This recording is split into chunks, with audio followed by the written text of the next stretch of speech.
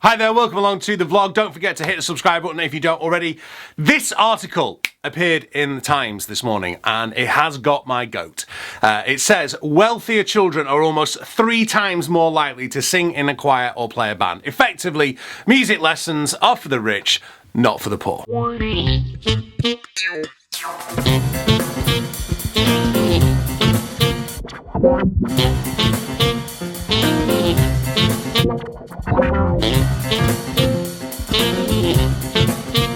So music lessons being for the rich kids and not the poor kids is something that really gets my goat, because music should be something that's open for all. But in this country, I can only of course speak of the UK. The disparity between what I had growing up and what my son Charlie has as he's learning the trumpet now is remarkable. And we live in quite an affluent area of the country. We're in Cambridgeshire, obviously, as you know, and the provision for music is absolutely abysmal. I've mentioned this before, but when I was growing up in my primary school, the deputy head teacher used to run a band rehearsal every single day for 30 minutes at lunchtime and an hour after school on a Friday, week by week by week by week by week. For over 30 years, Terry did that. He retired. 2 years later, the whole music programme had dropped. Ridiculous, because so many kids had the opportunity. I think I mentioned it in this vlog from a few years ago. We reckon a couple of thousand children had the opportunity to play an instrument because of Terry's enthusiasm and the way he went about music. But what underpinned what Terry did was the provision of peripatetic music teachers from the county music service. Each child got 20 minutes a week with a qualified musician, with a really good player. We were very fortunate in the Blackpool area to have some really good musicians. I'm sure all of you can tell stories of those good musicians whose passion, those teachers who were paid for what they did. One thing that winds me up in this report that the Times are talking about, it says the calls for an enrichment premium for all schools to fund sport. Well, yeah, they fund sport, music, drama and art at an estimated cost of $2 billion.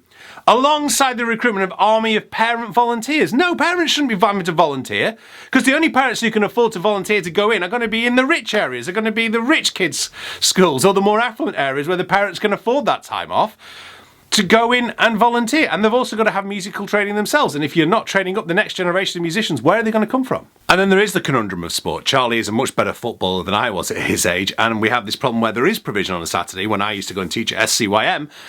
But he's got football. And any 10, 11-year-old kid's going to want to play football than play the trumpet on a Saturday morning, especially when it's with his school friend. And yeah, rich kids are going to get music lessons because they're going to be able to afford to employ music teachers like myself, or they're going to go on the online programs. I have to say, after 20 years of teaching in both the private and state sector and privately as a music teacher, most of the kids who are in the private sector, whether that's at a private school or coming to me for private lessons, they're more motivated. They're not coming out with the excuses. They're not coming out with, well, you know, this and this on.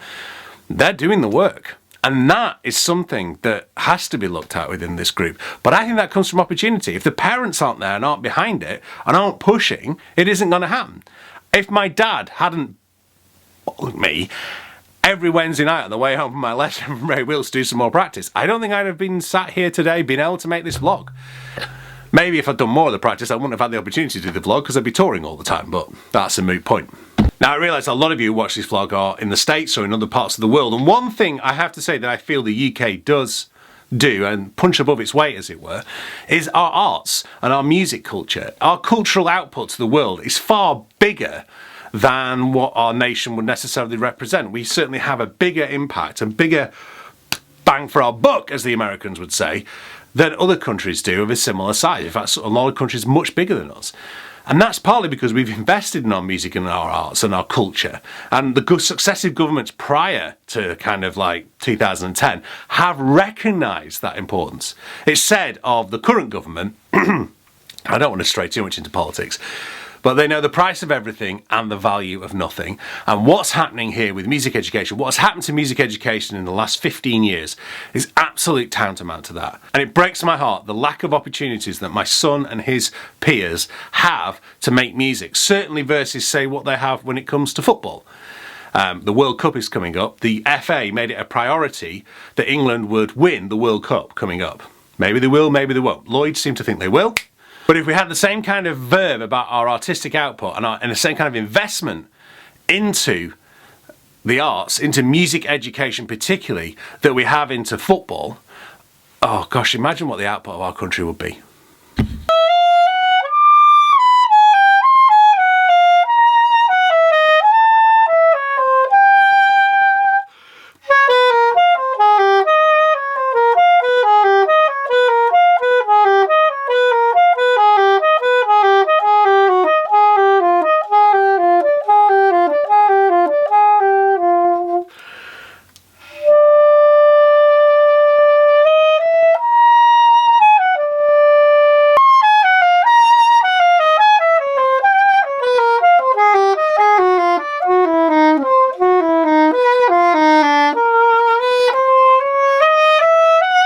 keep getting this notification on my watch.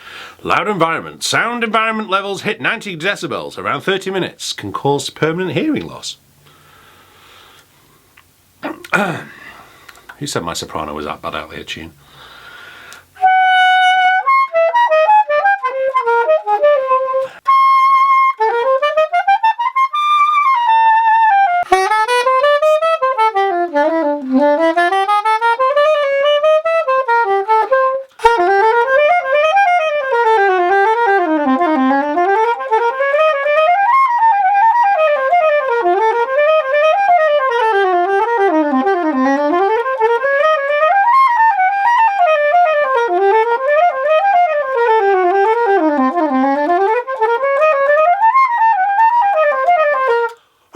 Is music education a rich kid's sport where you're from? Or is it more open? Do you think it differs now from when you were growing up? Are you a student yourself now? What were the opportunities like? How can, without spending a lot of money maybe, or, you know, free-filling budgets, how can we make it, particularly in the UK, if you're in the UK, how can we make music more accessible to poorer kids?